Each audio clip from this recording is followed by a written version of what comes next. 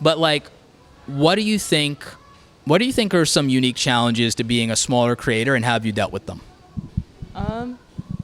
I guess one challenge is getting over, I mean, we talked about this a little bit earlier, but getting over the no one's actually watching this problem. Because especially at the beginning, you need to fail a lot. Like, that's just going to happen, and kind of, I guess, realizing that and being like, even if a video isn't 100, I could work on a video for like 5 weeks and never be done with it. But you kind of just have to start uploading. And even if maybe you'll look back on this in a year and be like, that was horrible, that's kind of what you have to do to get started and eventually learn from those. Yeah, that's like definitely the number one thing, because people are always like, oh, I don't know if I like this video. And I deal with this like on a daily basis. I just have to be like, nope, I have to upload this. And a lot of the time, those are the videos that people like the most, because they see like the genuineness of it, I guess, and that's super important. Yeah.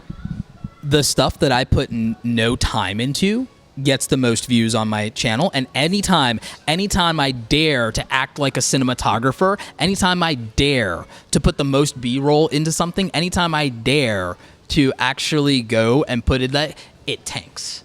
Yeah, but it's a video that I liked, and I enjoyed the process and the challenge of it. But if I was doing it to be satisfied with views, and if that was going to feed my ego, boy, would I be in the worst place possible, because you guys never watch anything I actually edit. But I can go do a live stream in the middle of Times Square with no editing, poor lighting, be invisible because it's so dark out, and you guys will eat that up. But like, and it's fine, because that's like that's my rants. That's the most emotionally compelling content, which is the point I'm making. Emotionally satisfying content that would fit a viewer like you, if you were a viewer, is what's going to perform. Besides the algorithm, besides all of that, you take all of that out of the equation. Why do the YouTubers who know nothing about the algorithm succeed?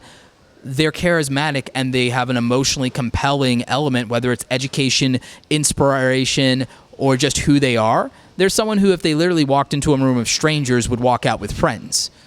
And maybe they did that through natural charisma, or maybe they worked at that level of confidence, but that's why what they do works.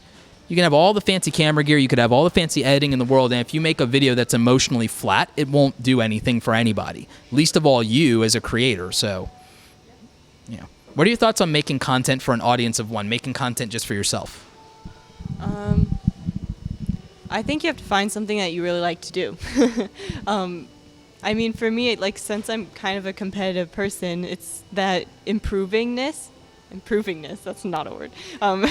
Like, the willingness to try and improve my craft is what, I guess, leads me to keep uploading, because it's like, I want to get better at this, so I'm going to keep doing it. Same thing with like the sports thing we were talking earlier. Yeah. Like, you're not going to improve unless you keep doing it.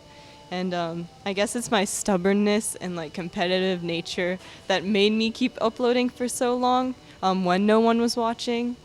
But at the core of that was like something I really liked to do, which was make videos, even if I hadn't figured it out yet. And so if you're like a small YouTuber and you think no one's watching, people may eventually watch, and you need to kind of build that foundation for when people do find what you're doing.